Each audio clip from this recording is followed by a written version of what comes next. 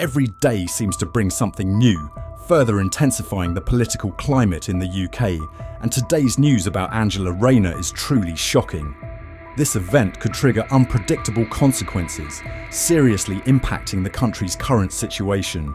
In this video, we'll discuss and analyse the details behind this shocking news, while also providing the latest updates from across the nation. Make sure you don't miss any information by liking and subscribing to the channel right now.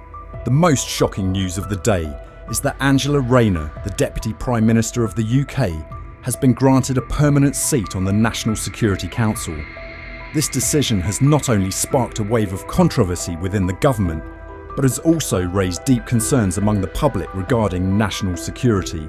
For many, this is not just a bold move, but also one that carries significant risks by placing such an important responsibility in the hands of someone whose capabilities remain a big question mark for many voters.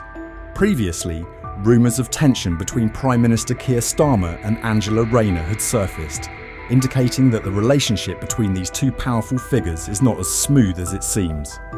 Some reports even suggested that Rayner was only being given a temporary position on the Security Committee. However, recent developments have shown a clear shift. Under the direction of Morgan McSweeney, Rayner has officially taken on a permanent seat on the council, a move believed to solidify her position in the government and ensure her long-term presence in power. But it doesn't stop there. Angela Rayner's influence is only expanding. She won't merely be a behind-the-scenes player, but will also take on significant responsibilities. When Prime Minister Starmer attends a summit in Samoa, Rayner will be the one directly facing questions from Parliament. This means she becomes the face of the government in sensitive and decisive situations. For many, this is a substantial and controversial step, especially as they remain sceptical about Rayner's actual ability to handle such a crucial role. In the current political landscape, this decision could have considerable repercussions. It not only places Rayner in a position of substantial influence, but also opens up numerous debates regarding the future of the government. Will Rayner's presence help stabilise the situation, or is this a potentially risky move for the internal workings of the government and national security? Many are cautiously watching to find out. Immediately following the announcement of Angela Rayner's appointment to the National Security Council, a wave of strong opposition quickly erupted across the country. Many British citizens couldn't hide their unease about this decision. Nicholas, a concerned citizen, candidly expressed, "Honestly, I feel anxious knowing that Angela Rayner is now in charge of a part of national security." Numerous voices have emerged arguing that Rayner lacks the capability or experience to shoulder such an important role. Another resident named JM expressed outrage. "I'm sorry, but what qualifies her for this position? This is clearly a terrible joke from the Labour Party." Such criticisms are not only directed at Rayner, but also at Keir Starmer, who is being condemned for his irresponsible decision-making regarding this controversial appointment. The anger and concern of the public clearly reflect the growing scepticism towards the current government.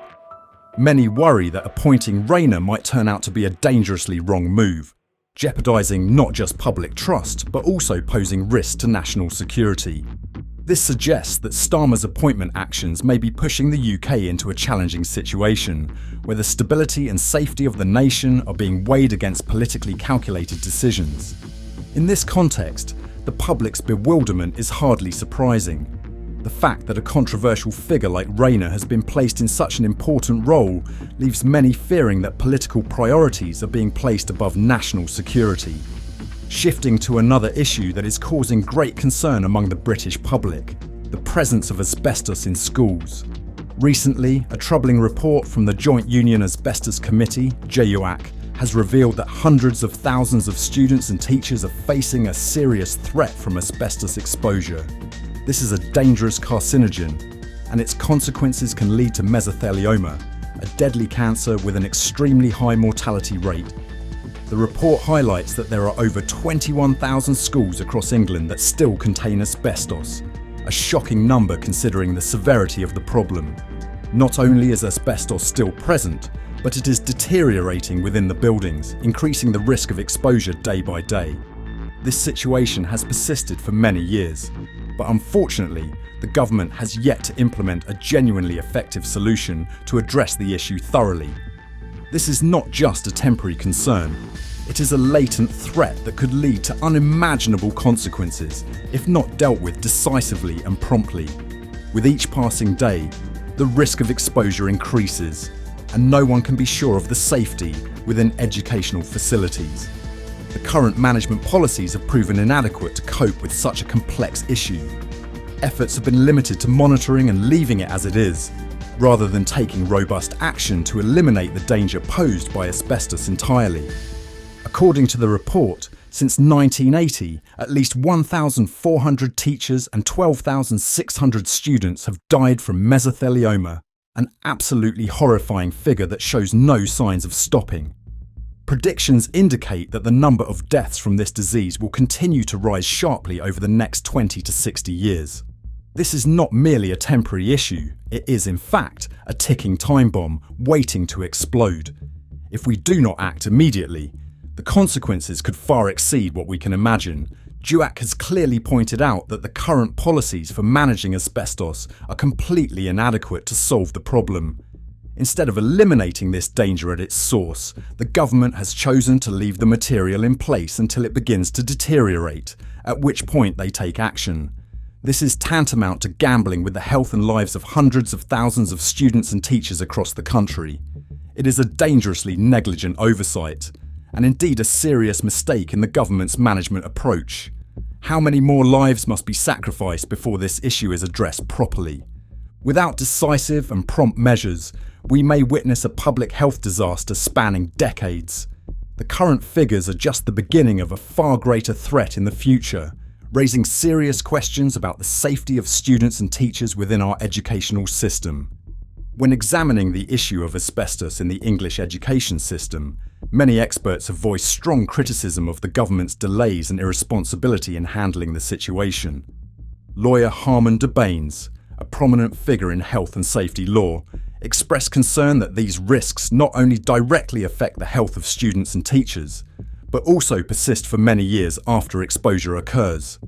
He emphasised that the discovery of asbestos in school buildings is a serious issue, and the government has a responsibility to act more decisively to protect the most vulnerable members of society. Director Liz Darlison, an expert in public health and education, also shares this viewpoint. She highlighted that reports of asbestos exposure have been warned about for decades, and the government has had ample time to implement preventive measures. However, instead of taking decisive action, the government has delayed and only made vague promises to look into the issue. In a comparative study between the UK and other countries, the handling of asbestos has revealed a serious shortfall in the UK. For example, in Australia, the government implemented aggressive policies to deal with asbestos in schools from the early 2000s, investing billions of dollars in the complete removal of this hazardous material. Similarly, New Zealand acted swiftly upon discovering asbestos in public buildings, ensuring that their response included not only inspections, but also renovations and rebuilding.